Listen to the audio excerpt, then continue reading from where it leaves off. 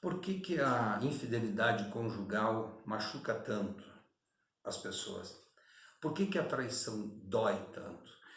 Bem, para isso nós teríamos que voltar um pouquinho e entender por que que nós casamos. Vejam que todas as sociedades casam, em todos os tempos, em todos os lugares, independentemente de classe, de gênero, independentemente de qualquer coisa, as pessoas desejam casar.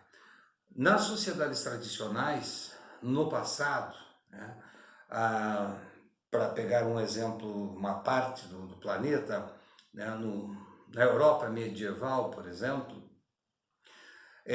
os casamentos eram por arranjos, né? Havia um cálculo entre situação econômica, situação familiar, então arranjava-se os casamentos e isso não dependia da vontade dos indivíduos. Pessoas casavam por encomendas, por arranjos políticos, econômicos, de sangue, etc. Mas isso ficou no passado? Não, não ficou no passado.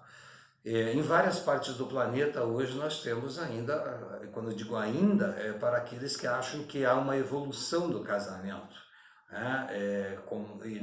Não é possível pensar que, como se pensavam os antropólogos do século XIX, dizer que o casamento ideal é o casamento monogâmico, como também não é possível dizer que o casamento ideal é o casamento do poliamor. Não existe essa evolução. Existem formas diferentes de casar, mas o fato é que todos casam. E o que eu quero enfatizar aqui é que mesmo nas sociedades contemporâneas, em várias partes do planeta, as pessoas ainda casam, nesse sentido ainda, reservadas devidas considerações, as pessoas casam por cálculos, que independem da sua vontade. Vejo que a vontade do indivíduo é uma condição típica de uma determinada cultura e ela pertence à sociedade dos indivíduos. Né? Na nossa sociedade, que é a sociedade onde o valor máximo dessa sociedade está na nossa individualidade, as coisas dependem muito dessa nossa vontade de agir segundo o que nós desejamos, segundo o que nós sentimos. Mas essa noção de um sentimento individual, de interioridade, ela tem data e lugar de nascimento. Essa ideia, a noção de indivíduo foi construída do século XVI até o final do século XVIII, na Europa, inicialmente na pós-Idade Média, né, com o movimento renascentista, com a reforma da igreja e outras, as revoluções científicas e tantos outros motivos. Isso é um capítulo para um próximo contato sobre o nascimento do indivíduo.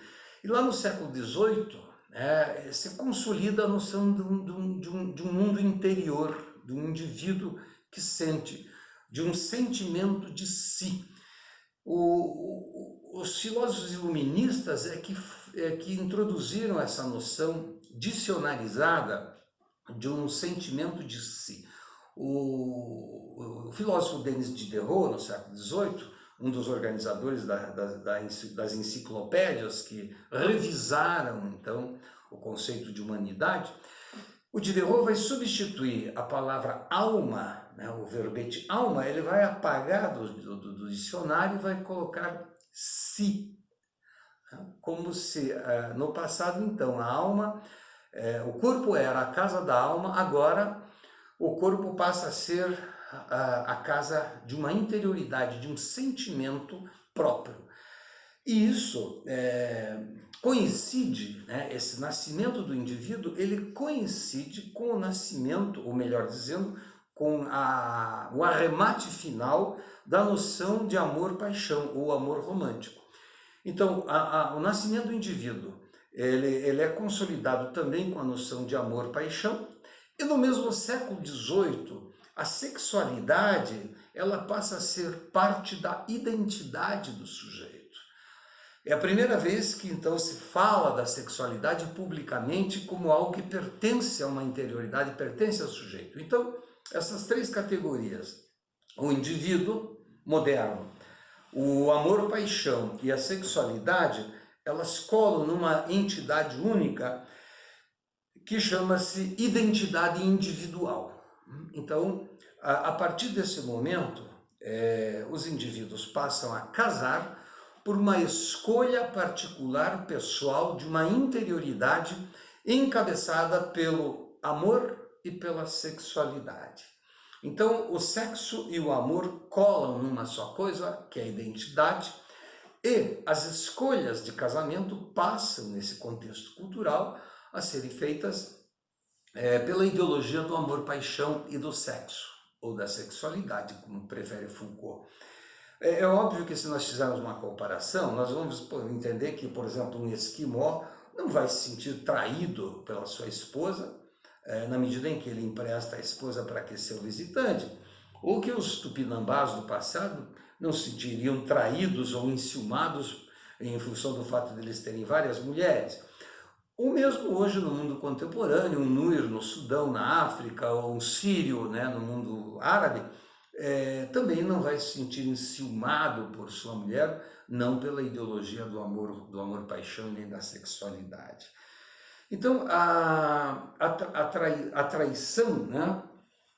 A traição ela passa a ser algo que vem a destruir a nossa identidade. Na medida em que sexo, sexualidade e amor fazem parte do indivíduo contemporâneo, quando você é atraído por alguém, a sensação de dor é profunda. Veja, não é este o sentimento, repetindo, que tinha os tupinambás, que tem os Nuer no Sudão, os sírios no mundo árabe, ou mesmo nas sociedades tradicionais atuais, né, aí no Brasil mesmo, onde a gente ouve muito quando uma mulher diz, olha, eu aprendi a amar o fulano com o qual eu me casei, que não existia amor.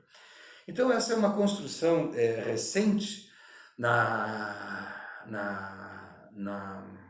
decisão e na escolha do casamento, né? Hoje as pessoas casam com uma necessidade profunda de serem amadas e desejadas. Então a traição, a infidelidade é justamente a quebra desse sentimento, né? Desse sentimento que é típico da sociedade dos indivíduos, a sociedade onde nós, hedonistas, mimados e narcisistas, buscamos a satisfação total dos nossos desejos pela via do amor e da sexualidade, na expectativa de que o outro nos dê isto. Portanto, quando este outro nos substitui por uma outra pessoa, nós perdemos o nosso valor como sujeitos. E por isso a traição é destruidora. A traição, ela destrói a nossa identidade, a traição fere e machuca o coração e também os órgãos genitais.